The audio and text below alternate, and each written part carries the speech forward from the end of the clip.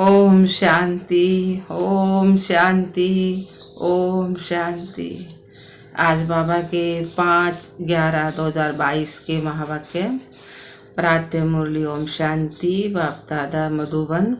बाबा ने कहा, मीठे बच्चे जी बाबा, तुम्हें गृहस्थ व्यवहार में रहते सभी से तोड़ निभाना है।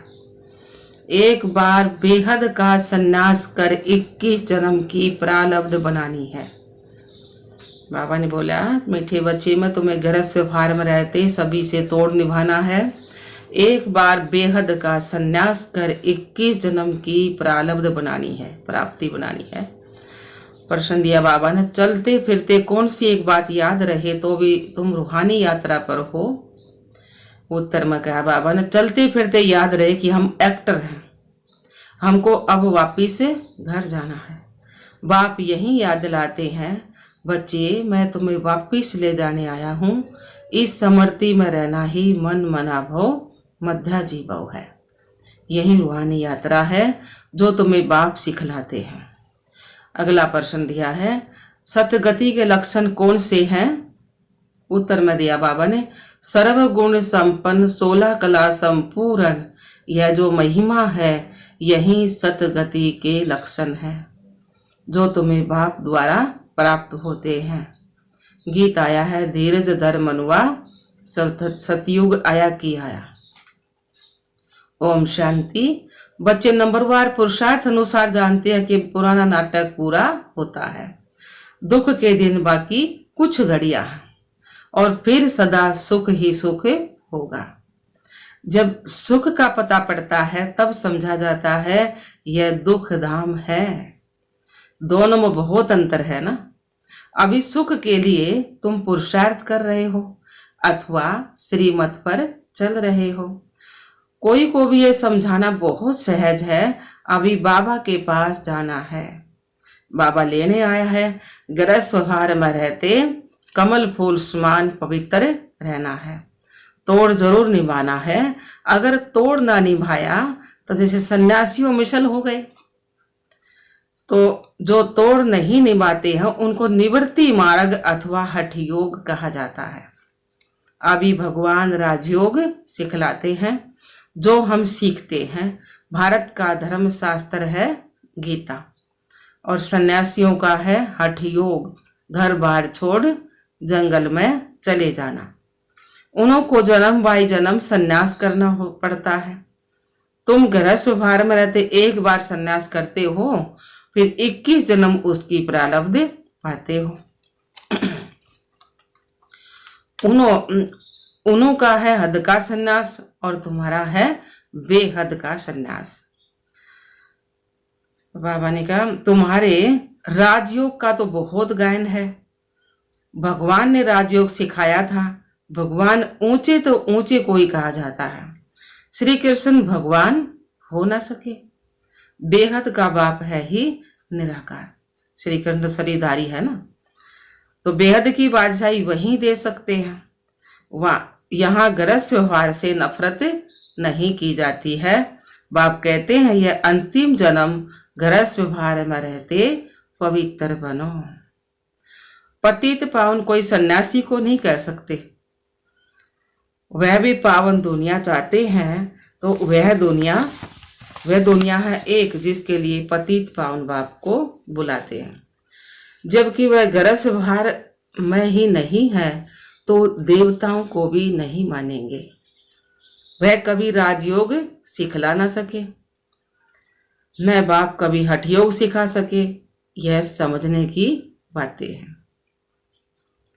अब दिल्ली में वर्ल्ड कॉन्फ्रेंस होनी है। वहां यह समझाना है, लिखत में देना है। लिखत में होगा तब तो सब समझेंगे ना। लिखत में होगा तो सब समझ जाएंगे कि अब हम हैं ऊंचे तक ऊंचे ब्राह्मण कुल के, और वह हैं शूद्र कुल के। हम हैं आस्तिक और वह हैं नास्तिक। वह हैं ईश्वर को ना जानने वाले और हम हैं ईश्वर से योग रखने वाले। तो मतभेद है ना। बाप ही आकर आस्तिक बनाते हैं। वे न्यू कहे अभी न क्या है ना बेरा, हमने कहा हूँ न क्या है ना बेरा, वे नास्तिक हैं, वे हमने नास्तिक बताओ हम। तो बाप ही आकर के हम नास्तिक बनाओ है ना। तो बाप का बनने से बाप का वर्षा मिल जाता है। यह बड़ी पेचीली बातें हैं बाबा की, सारी पेचीली बात सुनाओ बाबा। पहले पहले तो बुद्धि में बिठाना है कि गीता का भगवान कौन है, परमपिता परमात्मा। तो उसने ही आदि सनातन देवी देवता धर्म की स्थापना की है। भारत का देवी देवता धर्म ही मुख्य है। भारतवासी अपने धर्म को भूल गए ना, यह भी तुम जानते हो। भारतवासियों को ड्रामानुसार अपना धर्म भूलना ही है, तब तो बाप आकर फिर स्थापन करे, नहीं तो बाप आए कैसे। कहते हैं जब जब देवी देवता धर्म प्राय लोप हो जाता है ना, तब ही मैं आता हूँ। प्राय लोप भी जरूर होना है, ना हो तो फिर बाबा क्यों कराओ। कहते हैं बैल की एक टांग टूट गई है, बाकी 3 टांगों पर दुनिया खड़ी है। मुख्य है ही 4 धर्म। कहे ना एक आदि सनातन धर्म की इसकी टांग टूट गई और 3 टांग खड़ी हैं, उनको दुनिया खड़ी है। तो मुख्य है ही 4 धर्म। अभी देवता धर्म की टांग टूटी हुई है, अर्थात वह धर्म गुम हो गया ना, प्राय लोप हो रहा है ना। इसलिए बड़ के झाड़ का मिसाल देते हैं कि फाउंडेशन सड़ गया, बाकी टाल टालियां खड़ी है। फाउंडेशन है ना आदि सनातन धर्म, तो वो नहीं है ना ये, और टाल टालियां बाकी खड़ी हैं। तो बड़का थूर है ना, वो तो सड़ गया है, और वो डाडी पे खड़ा हो गया है, तो कह दे और टाल टालियां खड़ी हैं।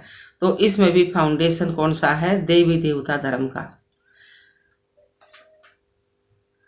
इनमें भी फाउंडेशन देवी देवता धर्म का है नहीं अब, बाकी मठ पंथ आदि सब खड़े हैं, और छोटे छोटे मठ पंथ आदि और सब खड़े हैं ना। तुम्हारी बुद्धि में अब सारी रोशनी है ना। बाबा का शुक्रिया बाबा ने सारी रोशनी दे दी ना, हमारे ही सारा ज्ञान बता दिया। तो बाप कहते हैं तुम बच्चे इस ड्रामा के राज को जान गए हो कि सारा झाड़ पुराना हो गया है। कलयुग के बाद सतयुग को आना जरूर है, चक्कर को फिरना जरूर है। बुद्धि में रखना कि अब नाटक पूरा हुआ, हम चाह रहे हैं चलते फिरते याद रहे कि अब हमको वापिस जाना है। मन मना भव मध्याजी भव का भी यही अर्थ है। मन मना भव पापा को याद करो, और मध्याजी भव लक्ष्मी नारायण जैसा बनना है, विष्णु जैसा बनना है। तो कोई भी बड़ी सभा में भाषण आदि करना है तो यही समझाना है कि परम पिता परमात्मा फिर से कहते हैं, हे बच्चे दे सहित दे के सब धर्म त्याग, अपने को आत्मा समझ बाप को याद करो तो पाप दग्ध होंगे। मैं तुमको राजयोग सिखलाता हूँ, गृहस्थ व्यवहार में रहते कमल फूल समान बन मुझे याद करो, और पवित्र रहो, और नॉलेज को भी धारण करो। अभी सब दुर्गति में है। सतयुग में देवताएं सतगति में थे, फिर बाबा आकर सतगति करते हैं। सर्व गुण संपन्न 16 कला संपूर्ण, यह है सतगति के लक्षण। यह लक्षण कौन देते हैं, एक बाप के सिवाय और कोई दे नहीं सकता, बाबा देते हैं ना ये लक्षण। तो बाबा ने क्या, उनके फिर लक्षण क्या है, वह ज्ञान का सागर है, शांति का सागर है उनकी महिमा बिल्कुल अलग ना। ऐसे नहीं कि सब एक ही एक है, एक बाप है, हम सब आत्माएं बच्चे हैं। अब नई रचना रची जाती है ना, हम प्रजापिता ब्रह्मा की सब औलाद हैं, परंतु वो लोग इन बातों को समझ नहीं सकते। ब्राह्मण वर्ण सबसे ऊंच है, भारत के ही वर्ण गाए जाते हैं। 84 जन्म लेने में इन वर्णों से पास करना होता है ना, तो ब्राह्मण है ही संगम पर। अच्छा, साइलेंस तो बहुत अच्छी है, शांति का हार तो गले में पड़ा है ना। एक रानी की कहानी है। अब शांति धाम अपना घर बहुत याद पड़ता है। चाहते सब हैं शांति घर में जाए, परंतु रास्ता कौन बतावे। शांति के सागर बाप के सिवाय और कोई रास्ता बता भी ना सके। बाप की महिमा अच्छी है, शांति का सागर, आनंद का सागर।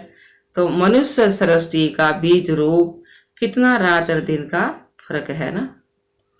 कृष्ण को सृष्टि का बीज रूप कह ना सके।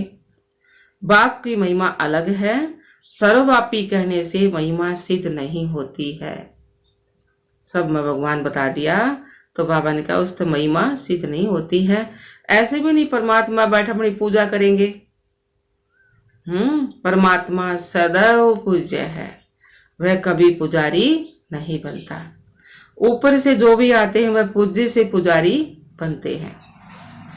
पॉइंट तो बहुत है। अब देखो, आते तो कितने ढेर हैं, परंतु निकलते कोटों में कोई है, क्योंकि ऊंची मंजिल है ना। प्रजा तो ढेर बनती रहेगी, परंतु कोटों में कोई माला का दाना बनते हैं। नारद का मिसाल है ना। तुम अपनी शक्ल तो देखो, लक्ष्मी को बनने लायक बने हो तो राजा तो थोड़े बनेंगे ना। एक राजा की ढेर प्रजा बनती है। पुरुषार्थ करना चाहिए ऊंच बनने का। तो राजाओं में भी कोई बड़ा राजा, कोई छोटा राजा। तो भारत के कितने राजाएं हैं, कितनी राजाइयां चली आती हैं। सतयुग में भी बहुत राजाएं महाराजाएं होते हैं। महाराजाओं के फिर प्रिंसेस भी होते, उनके पास बहुत प्रॉपर्टी होती है। राजाओं के पास कम प्रॉपर्टी होती है।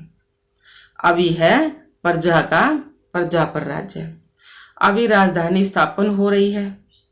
यह है श्री लक्ष्मी नारायण बनने की नॉलेज। उसके लिए ही तुम पुरुषार्थ कर रहे हो। पूछते हैं लक्ष्मी नारायण का पद पाएंगे व राम सीता का। तो कोई भी राम सीता का ना बताओ ना, सब लोग कहेंगे लक्ष्मी नारायण का। तो बाबा कहते, तो सब कहते हैं लक्ष्मी नारायण का, तो बाप से पूरा वर्षा लेंगे। वंडरफुल बातें हैं, और कोई जगह ये बातें नहीं होती हैं, न कोई शास्त्र में ही है। अब तुम्हारी बुद्धि का ताला खुल गया है। बाबा ने आकर बुद्धि का ताला खोल दिया। तो बाप समझाते हैं, चलते फिरते अपने को एक्टर समझो। अब हमको वापिस जाना है, यह सदैव याद रहे। इसको ही मन मना भव मध्याजी भव कहा जाता है। बाप घड़ी घड़ी याद दिलाते, बच्चे तुमको वापिस ले जाने आया हूं। यह है रूहानी यात्रा। यह बाप के सिवाय और कोई करा भी नहीं सकते। भारत की महिमा भी करनी है। यह भारत होलीएस्ट लैंड है। सर्व के दुख हरता सुख करता सबके सतगति दाता बाप का ये बर्थ प्लेस है। वहीं बाप सबका लिबरेटर भी है। यह बड़े तो बड़ा तीर्थ स्थान है। भारतवासी बल शिव के मंदिर में जाते हैं, परंतु वह बाप को जानते नहीं है। गांधी जी को जानते हैं समझते हैं बहुत अच्छा था, इसलिए उन पर जाकर फिर फूल चढ़ाते हैं। तो शरीरदारी है ना, दिखा है इसलिए जाना है ना। तो शिव बाबा का तो माफिक भी कोनी करे, तो उसने भी अच्छे हैं, लेकिन शिव बाबा का तो ऊपर कौन है ना कोई भी। तो बाबा का इसलिए उन पर जाकर फूल चढ़ाते हैं, लाखों खर्चा करते हैं। अब इस समय है उन्हों का राज्य, जो चाहे सो कर सकते हैं। यह तो बाप बैठे गुप्त धर्म की स्थापना करते हैं ना। भारत में पहले देवताओं का राज्य है। दिखाते हैं असुरों और देवताओं की लड़ाई लगी, परंतु ऐसी बात है नहीं। शास्त्रों में तलवार वाला लड़ाई दिखा दी ना, लेकिन बाबा ने क्या बोला आगे, परंतु ऐसी बात नहीं है, लड़ाई नहीं लगी ना। हमारा तो गुप्त युद्ध है 5 भिखारा का। यहाँ युद्ध के मैदान में माया पर जीत पाई जाती है। माया पर जीत तो जरूर सर्वशक्तिमान बाप ही पहनाएंगे। बाप ही रावण राज्य छुड़ाए, राम राज्य की स्थापना कर रहे हैं। बाकी वहां लड़ाई आदि की कोई बात नहीं है। अभी देखो मनुष्यों में शक्तिवान क्रिश्चियन लोग हैं, ऐसे वाले हैं ना, तो वह सब पर जीत पहन सकते हैं, परंतु वह विश्व का मालिक बने यह तो कायदा नहीं है। बाहुबल से तो कोई विश्व पर जीत नहीं पा सकता ना। इस राज को तुम ही जानते हो। इस समय सर्वशक्तिमान राजधानी क्रिश्चियन की है, नहीं तो उनों की संख्या सबसे कम होनी चाहिए क्योंकि लास्ट में आई है, परंतु तीनों धर्मों में यह सबसे तीखा है। सबको हाथ में कर बैठे हैं, यह भी ड्रामा बना हुआ है। इन द्वारा ही फिर सबको हमको राजधानी मिलनी है। कहानी भी है ना, दो बंदर लड़े, मक्खन तीसरे को मिल जाता है। तो दो देश लड़ेंगे और मक्खन हमने मिल जाएगा। तो वह आपस में लड़ते हैं और मक्खन भारतवासियों को मिल जाता है। कहानी तो पाई पैसे की है, अर्थ कितना बड़ा है। तो मनुष्य एक्टर होते भी ड्रामा को नहीं जानते हैं। बाबा ने कहा तुम अपने को एक्टर समझो घड़ी घड़ी। तो इस ज्ञान को समझते भी फिर गरीब हैं। साहूकार लोग कुछ भी नहीं समझते। गरीब निवाज पतित पावन बाप ही गया हुआ है।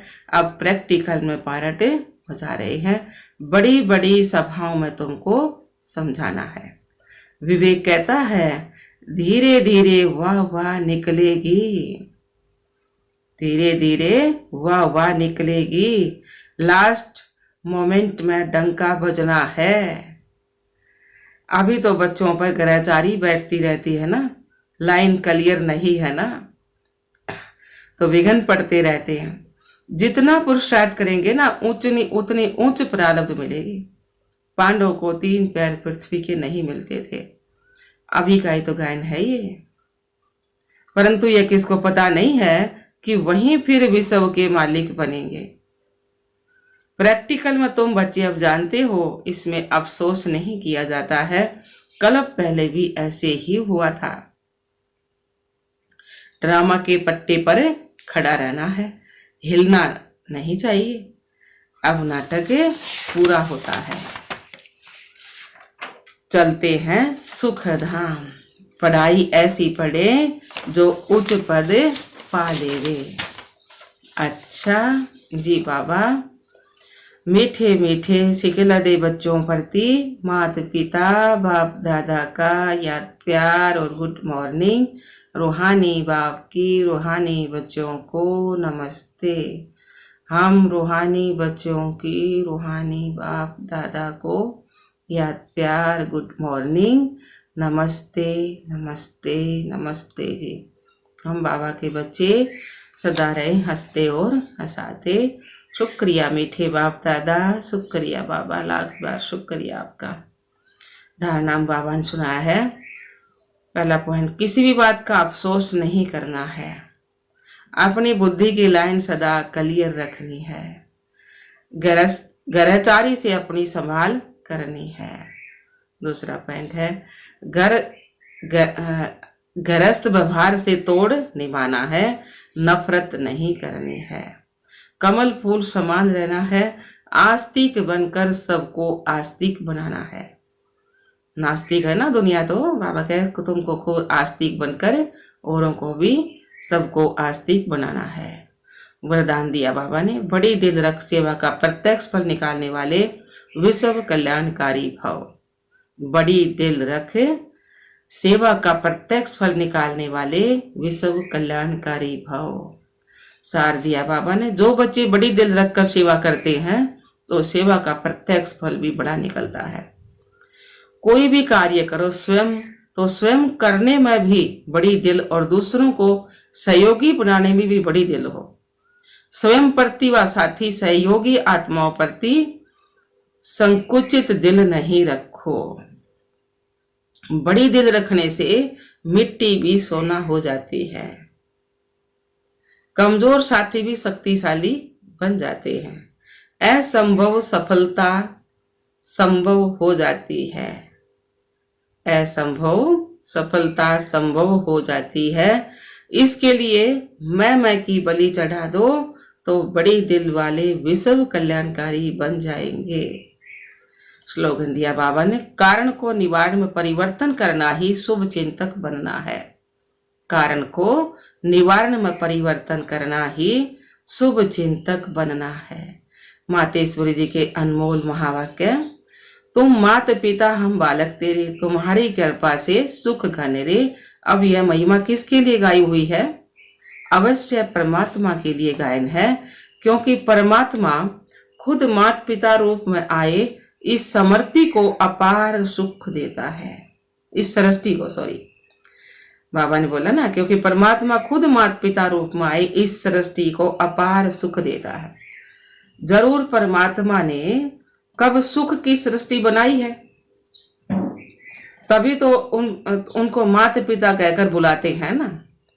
परंतु मनुष्यों को यह पता ही नहीं है कि सुख क्या चीज है। जब इस सृष्टि पर अपार सुख थे तब सृष्टि पर शांति थी, परंतु अब वो सुख नहीं है। अब मनुष्य को यह चाहना उठती अवश्य है कि वो सुख हमें चाहिए। फिर कोई धन पदार्थ मांगते हैं, कोई बच्चे मांगते हैं, कोई तो फिर ऐसे भी मांगते हैं कि हम पतिव्रता नारी बने। बाबा ने बोला कोई तो सदा सुख है जहाँ, हाँ बाबा कह रहे थे ना, कोई तो बच्चे मांगते हैं, कोई धन पदार्थ मांगते हैं, कोई तो फिर ऐसे ही मांगते कि हम पतिव्रता नारी बने। हर एक की चाहना तो सुख की ही रहती है ना। तो परमात्मा भी कोई समय उन्हों की आस अवश्य पूर्ण करेंगे। तो सतयुग के समय जो सृष्टि पर स्वर्ग है तो वहां सदा सुख है, जहां स्त्री कभी विधवा नहीं बनती है। तो वो आज सतयुग में पूर्ण होती है, जहां अपार सुख है। बाकी तो इस समय है ही कलयुग। इस समय तो मनुष्य दुख ही दुख भोगते हैं। बाकी जब मनुष्य अति दुख भोगते हैं तो कह देते हैं कि प्रभु का भाना मीठा करके भोगना है। परंतु जब स्वयं परमात्मा आकर हमारे सारे कर्मों का खाता चुकतू करता है, तब ही हम कहेंगे तुम माता पिता हम बालक तेरे। अच्छा, ओम शांति, ओम शांति।